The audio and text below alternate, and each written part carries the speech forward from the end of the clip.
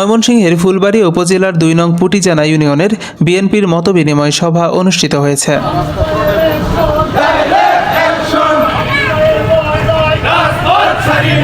গতকাল শুক্রবার সন্ধ্যায় ফুলবাড়ী উপজেলার ২ নং পুটিজানা ইউনিয়নের শিবগঞ্জ বাজারে বিশাল মতবিনিময় সভায় সভাপতিত্ব করেন ইউনিয়ন বিএনপির সাবেক সাধারণ সম্পাদক মোহাম্মদ মুজিবুর রহমান ফরাজি। সঞ্চালনায় ছিলেন যুবদলের সদস্য হুমায়ুন কবির। প্রধান অতিথি হিসেবে বক্তব্য রাখেন উপজেলা বিএনপির যুগ্ম আহ্বায়ক জননেতা মোহাম্মদ মামুনুর রশিদ মামুন। কোন রকম ছাড় তারা পাবে না যারা অন্যায় অত্যাচারের সাথে জড়িত ছিল। কাজে আপনাদেরকে ঐক্যবদ্ধভাবে থাকতে হবে এবং দলকে সুসংগঠিত করতে হবে। যারা তখন সরকারে থাকে, এমপি নির্বাচিত হয়, তখন তারা এই কাজগুলো সহজেই করতে পারে। এমপি তো নির্বাচন এখন হচ্ছে না, যখন হবে বিএনপি থেকে যেই নির্বাচিত হোক, নির্বাচিত যে আমি হব তা কোনো কথা নয়। দল যাকে চাবে, বিএনপি চেয়ারপারসন এবং তারেক রহমান যাকে মনোনয়ন দিবেন তার জন্য আমরা সবাই কাজ করব এবং সেই নির্বাচিত হবে বিএনপির আগামীতে। তাদের আমি চেষ্টা করব, আপনারা আমার জন্য দোয়া করবেন। আমি চেষ্টা করব আমি যেন মনোনয়ন পাই, আপনারা চেষ্টা করবেন এবং আমার জন্য দোয়া করবেন। কিন্তু দল যাকে নির্বাচন দিবে অনেকে মনোনয়ন চাবে, এখানে আমার সামনে যারা আছেন তাদের মধ্য থেকেও কেউ মনোনয়ন চাইতে পারেন, এতে কোনো সমস্যা নেই।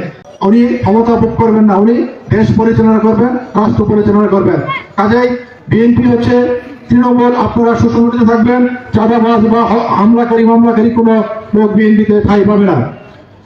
আজ প্রতিত স্বৈরাচার আজকে আসবে কালকে আসবে এরকম কথা অনেকেই বলেন। অনেকেই ওনাদের যারা সমর্থক আছে তারা বিভিন্ন জায়গায় সেবোটাজ করার চেষ্টা করেন, বিভিন্ন অপচেষ্টা যারা লিপ্ত দেশের বিশৃঙ্খলা করার জন্য, সমাজের বিশৃঙ্খলা করার জন্য। কাজে আমরা এখানে আমাদের অনেকে বক্তৃতা করেছেন যে ওনারা আর আসবে না, শেখ হাসিনা তো আর আসবেই না। আওয়ামী লীগ কি আগামী 10, 15, 20 বছরের দেশে রাজনীতি করতে পারবে কিনা সেটি হলো চিন্তার ব্যাপার। আমার এক মুরব্বী তখন উত্তেজিত হয়ে মঞ্চে আসছিলেন, ওনার মনে হয় দুটি কথা বলার ছিল।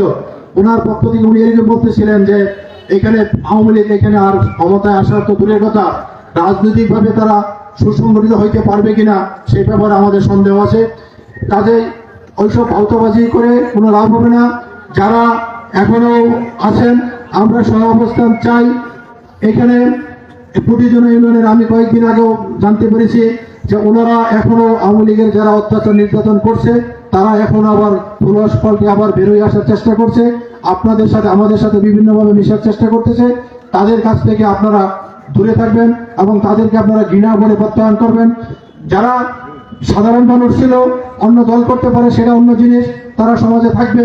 কিন্তু যারা আপনাদের প্রতি অন্যায় করেছে, জুলুম নির্যাতন করেছে, অত্যাচার করছে, তাদেরকে কোনো রকম ছাড় বিএনপির পক্ষ থেকে দেবেন না। এই সভায় বিশেষ অতিথি হিসেবে বক্তব্য রাখেন বিএনপির নেতা ও Dhaka Laurel International School and কলেজের প্রতিষ্ঠাতা অধ্যক্ষ মোহাম্মদ সিরাজুল ইসলাম।